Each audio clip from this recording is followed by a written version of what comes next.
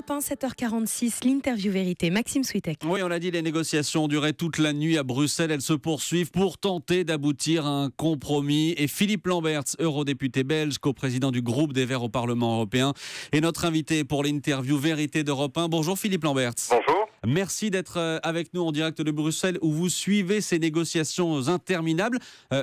Qu'est-ce qui coince ce matin ?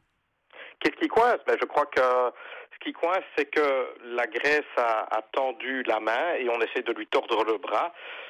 Il est clair que les citoyens grecs se sont prononcés par 61% contre un programme, contre les conditions qui étaient mises à l'aide européenne. Et ce qu'on propose, tout simplement, c'est de rendre ces conditions encore plus draconiennes. Et donc on est quelque part dans une impasse. Je ne sais pas du tout si le gouvernement grec se prépare à accepter les conditions qui lui sont dictées par l'Allemagne d'Angela Merkel et de Wolfgang Schäuble, mais si c'est le cas, ce sera un recul considérable de la démocratie, non seulement en Grèce, mais en Europe. Alors, ce qui est proposé, c'est notamment tout un paquet de réformes qui doivent être adoptées avant le milieu de semaine. C'est ce qu'impose un certain nombre de pays, et notamment l'Allemagne. Vous ne comprenez pas, vous, que les Allemands soient un peu échaudés après des années de crise avec les Grecs ? Écoutez, je pense que tout le monde peut être échaudé. Ce que je constate, c'est que ce sont les amis politiques de Michel Sapin, socialiste, et de Wolfgang Schäuble, chrétien-démocrate, qui ont dirigé la Grèce sous un régime clientéliste pendant 40 ans et qui, depuis le début de la crise, se sont refusés à mettre sur pied un état de droit en Grèce. Un nouveau gouvernement arrive il y a 5 mois et on lui demande de réaliser tout ce que les amis de Schäuble et de Sapin n'ont pas fait pendant 45 ans. Attendez, pour vous, la France et l'Allemagne ont une responsabilité dans la situation dans laquelle se trouve la Grèce aujourd'hui ? En tout cas, ce que je veux dire, c'est que ce sont les familles politiques socialistes et chrétiennes-démocrates qui, après la dictature qui est tombée en 1974, ont fait de ce pays un État clientéliste, et on demande à un parti qui n'est ni socialiste ni chrétien-démocrate de remédier à tout ça en quelques mois. Je pense que c'est tout simplement insensé. Ces discussions, au bout de la nuit et qui se poursuivent ce matin, qu'est-ce qu'elles disent de l'état de la fracture entre pays européens ce matin ? Je crois qu'elle dit surtout qu'aujourd'hui, c'est une lutte idéologique entre les partisans de la pensée unique qui veulent imposer leur recette partout en Europe et ceux qui veulent y résister. Je ne suis pas un turiféraire de Syriza. Ils ont fait des erreurs considérables depuis leur élection au mois de janvier. Mais je pense que ceux qui disposent d'un pouvoir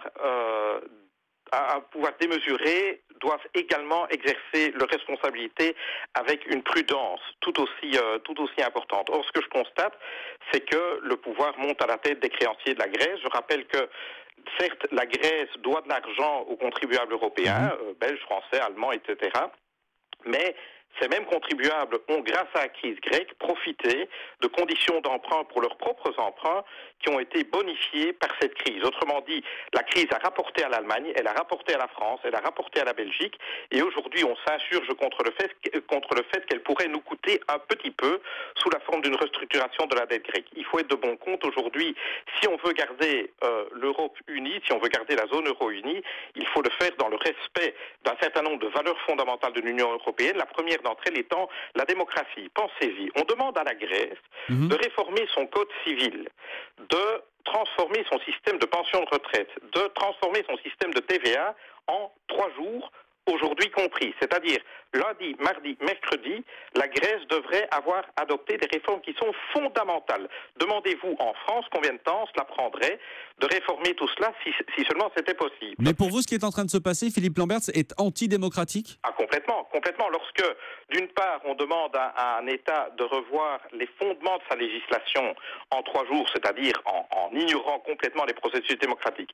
Quand on demande à un gouvernement, le gouvernement grec, de se soumettre à une tutelle préalable de ses créanciers pour tout projet de loi qui aurait le moindre impact budgétaire ou en termes économiques, lorsque finalement on s'attaque à une majorité politique qui n'a pas l'heure de plaire aux majorités politiques aujourd'hui au pouvoir, en particulier en Allemagne et dans quelques autres pays, eh bien, je pense que c'est d'abord et avant tout un déni de démocratie. Et la démocratie, vous savez, avant d'être un écolo, avant d'être un partisan convaincu de l'intégration européenne, je suis un démocrate. Et si le prix de l'intégration européenne, c'est de renoncer à la démocratie, alors ce n'est plus mon Europe. Mais tous les dirigeants européens qui sont en train de négocier, ils ont été élus démocratiquement. Ils représentent des opinions également, Philippe Lamberts. Ils ne se sont pas imposés comme ça dans les négociations.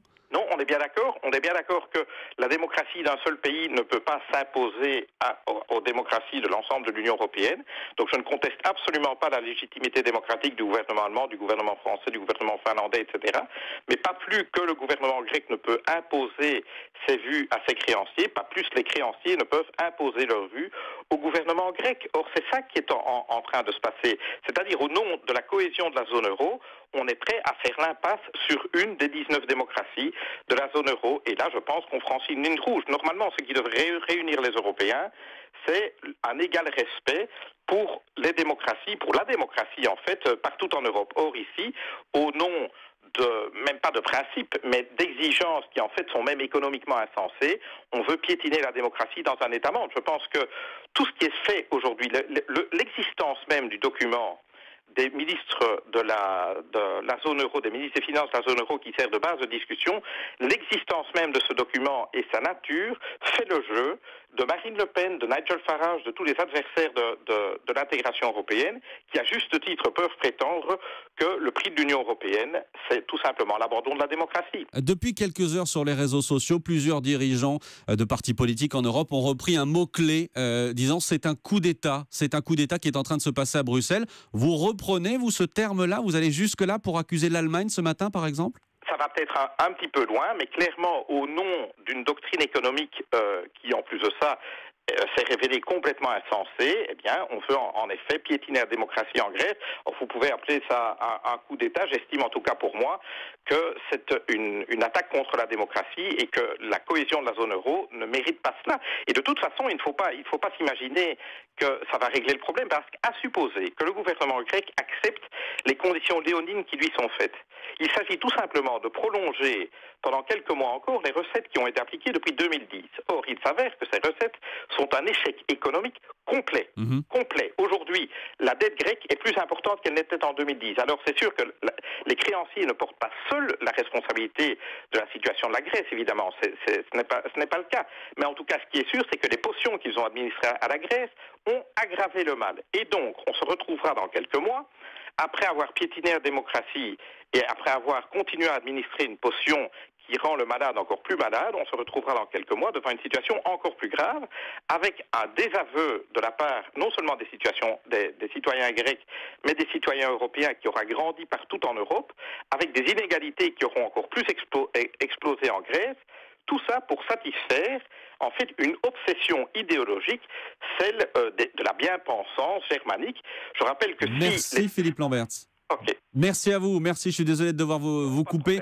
Tout à l'heure, nous aurons un Philippe Lamberts, c'est important, le point de vue allemand sur notre antenne, vu ce que vous nous dites, vu les accusations que vous portez ce matin. L'ambassadrice d'Allemagne à Paris, Suzanne Wasum-Reiner, sera l'invitée de Jean-Pierre Elkabbach. Ce sera à 8h20 sur Europe 1. Merci encore Philippe Lamberts, je rappelle que vous êtes eurodéputé belge et coprésident du groupe des Verts au Parlement européen. Merci d'avoir été en direct avec nous sur Europe 1. Europe 1, il est 7h55. Journée de repos aujourd'hui sur le Tour de France.